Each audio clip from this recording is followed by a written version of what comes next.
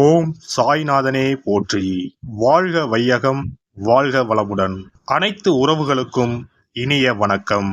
நாம் இந்த பதிவில் பேர்ச்சி அடைய போகும் சுக்கிர பகவானால் உங்கள் வாழ்வில் ஏற்படக்கூடிய நற்பலன்கள் என்ன என்பதனையும், கெடுபலன்கள் ஏற்படுமாயின் அதன் தாக்கத்தை குறைக்க ராசிக்காரர்கள் செய்ய வேண்டிய பரிகாரம் என்ன, வழிபட வேண்டிய தெய்வம் யார் என்பதனை பற்றியும் விரிவாக காண்போம். இந்த சுக்கிர பெயர்ச்சியால் உங்கள் வாழ்வில் வளமும் நலமும் செல்வ செழிப்பும் பெற்று வாழ்வில் உயரிய நிலையை அடைய எல்லாம் வல்ல இறைவனை உளமாற வேண்டி விரும்பி கேட்டுக்கொள்கிறேன். நிகழும் ஸ்ரீ மங்களகரமான சோபகிருது ஆண்டு தமிழ் மாதம் மாசி 25ஆம் தேதி, ஆங்கில மாதம் மார்ச் 8ஆம் தேதி அன்று மகர ராசியில் இருந்து கும்பராசிக்கு இடப்பெயர்ச்சி அடைகிறார் சுக்கிர பகவான். ஏற்கனவே கும்பத்தில் அமர்ந்துள்ள சனியுடன் இணைகிறார் சுக்கிர பகவான். 30 ஆண்டுகளுக்கு பிறகு கும்பத்தில் சனி சுக்கிரன் கூட்டணி சேரப்போகிறது. அதே போல மார்ச் 15ஆம் தேதி செவ்வாய் பகவான் கும்பராசியில் இணைகின்றார். 75 ஆண்டுகளுக்கு பிறகு சனி பகவான், சுக்கிர பகவான், செவ்வாய் பகவான் ஒன்று சேர்கின்றனர். வெவ்வேறான குணாதிசயம் கொண்ட இவர்கள் உங்கள் வாழ்வில் பல மாற்றங்களை கொண்டு வரப்போகின்றனர்.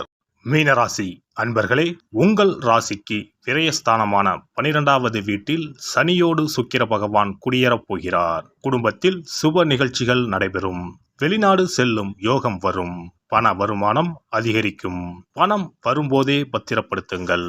சிலருக்கு வெளிநாடு செல்லும் யோகம் உண்டாகும். படிப்புக்காக கூட சிலர் வெளிநாடு செல்வார்கள்.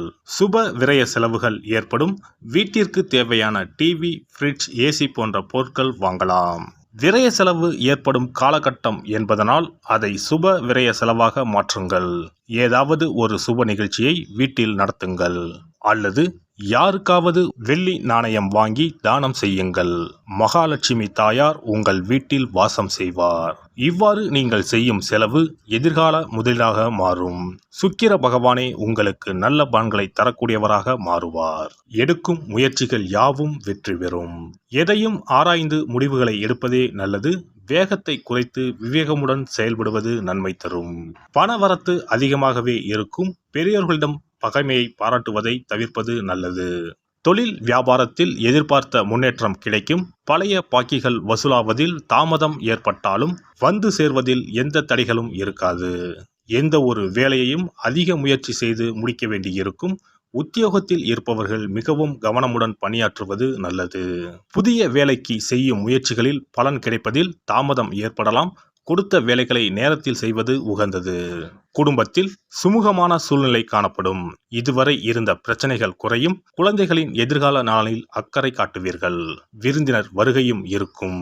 பெண்களுக்கு எந்த ஒரு முடிவையும் எடுக்கும் போது ஒரு முறைக்கு பல முறை யோசிப்பது நல்லது. மற்றவர்களிடம் பகைமை பாராட்டுவதை தவிர்ப்பது நல்லது. அரசியல் துறையினருக்கு பொறுப்புகள் அதிகரிக்கும். உற்சாகமாக எதையும் கற்றுக்கொள்வதில் ஆர்வம் காட்டுவீர்கள். விருந்து கேளிக்கைகளில் பங்கு கொள்வீர்கள். கடன் பிரச்சனை குறையும். வீண் அலைச்சல், வீண் பயம் குறையும். அடுத்தவர் செய்யும் இடையூறுகளையும் உங்களுக்கு சாதகமாக பயன்படுத்தும் சாமர்த்தியத்தை பெறுவீர்கள். கலைத்துறையினர் எடுத்த காரியத்தை எப்படியும் செய்து முடித்து விடுவீர்கள். வேலை காரணமாக வீட்டை விட்டு வெளியில் தங்க நேரலாம். திட்டமிடுவதில் பின்னடைவு ஏற்படும்.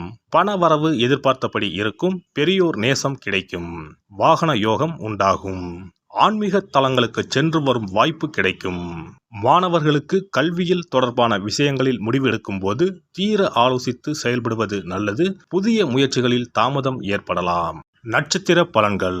பூராட்டாதி 4ஆம் பாதம். தாய் மாமாவிடம் கருத்து மோதல்கள் ஏற்படுவதற்கு வாய்ப்புகள் இருப்பதால் விட்டு கொடுத்து செல்வது நல்லது. உத்தியோகத்தில் இருப்பவர்கள் அதிகமான உழைப்பினை கொடுக்க வேண்டி வரலாம். வேலையில் கவனமுடன் செல்வது நல்லது. உத்திரட்டாதி நட்சத்திரம். இந்த மாதம் எல்லா நன்மைகளையும் தடையின்றி அடைவீர்கள்.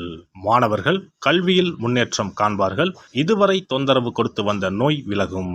அதனால் ஏற்பட்ட மனபாரமும் குறையும்.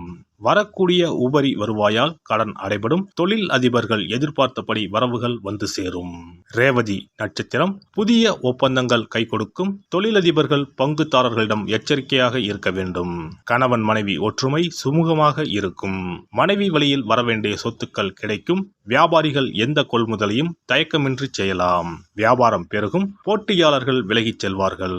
ஸ்ரீரங்கம் ரங்கநாதரை வணங்கி வர காரிய வெற்றி உண்டாகும். செல்வ சேர்க்கை ஏற்படும்.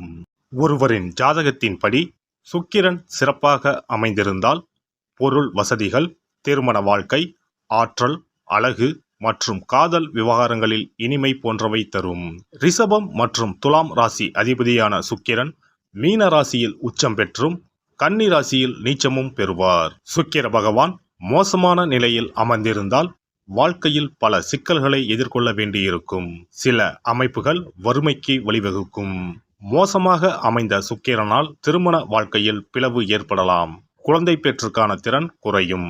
சுக்கிர வழிபாடும் மகாலட்சுமி ஆராதனையும் செய்து வர சொந்த வீடு அமைவது நிச்சயம். சுபிட்சம் கிடைப்பது உறுதி. மகாலட்சுமி தாயாரை வணங்கி வந்தால் சுக்கிர யோகம் கிடைக்கப் பெறலாம். இல்லத்தில் சுபிட்சம் நிறைந்திருக்கும். பணம் இல்லாமலே வங்கி முதலான கடனை கொண்டு வீடு கட்டும் யோகமும் பலருக்கு உண்டு.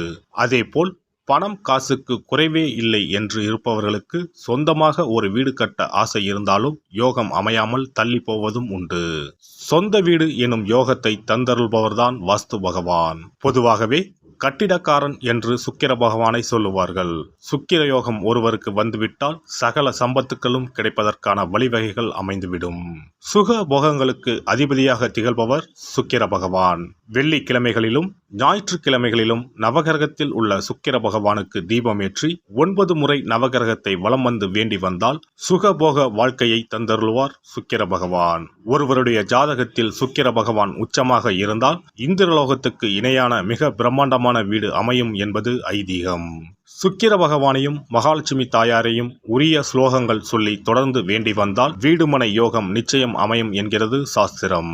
வெள்ளிக்கிழமை என்பதை சுக்கிர வாரம் என்று சொல்லுவார்கள். வெள்ளிக்கிழமைகளில் காலையும் மாலையும் விளக்கேற்றி சுக்கிர ஸ்லோகம் சொல்லியும் ஸ்ரீ மகாலட்சுமி சோஸ்திரம் பாராயணம் செய்தும் வர வேண்டும். ஸ்ரீ கனகதாரா சோஸ்திரம் பாராயணம் சொல்லியும் மகாலட்சுமி அஷ்டோத்திரம் சொல்லியும் வேண்டிக் கொள்ளலாம். அருகில் உள்ள ஆலயத்திற்கு சென்று நவக்கிரகத்தில் உள்ள சுக்கிர பகவானை மனதார வேண்டிக் கொண்டு 9 முறை சுற்றி வந்து பிரார்த்தனைகள் மேற்கொள்ள வேண்டும். அதேபோல் பெருமாள் கோவிலுக்கு சென்று மகாலட்சுமி தாயாருக்கு வெண்மை நிற மலர்கள் சார்த்தி லட்சுமி அஷ்டோத்திரம் கனகதாரா சோஸ்திரமும் ஜபித்து பிரார்த்தனைகளை தாயாரிடம் வைத்து வேண்டி வழிபட வேண்டும். வேண்டியதையெல்லாம் தருவார் தாயார். மகாலட்சுமி தாயாரை வணங்கி வந்தால் சுக்கிர யோகம் கிடைக்கப் பெறலாம். இல்லத்தில் சுபிட்சம் நிறைந்திருக்கும். புது வீடு பால் காய்ச்சும் யோகமும் உண்டாகும். ஜாதகத்தில் சுக்கிரன் வலுவாக இல்லையெனில் வெள்ளிக்கிழமைகளில் சுக்கிர பகவானுக்கு மிகவும் விருப்பமான வெள்ளை அல்லது இளஞ்சிகப்பு ஆடைகளை அணிய வேண்டும். இதனால் சுக்கிரனின் தீங்கு புலன் குறையும். 33 கோடி தேவர்களின் அருளை பெற்றிட காமதேனு எனும் பசுவை வழங்குவது அவசியம். பசுவுக்கு விருப்பமான உணவு வழங்குவது சிறந்தது.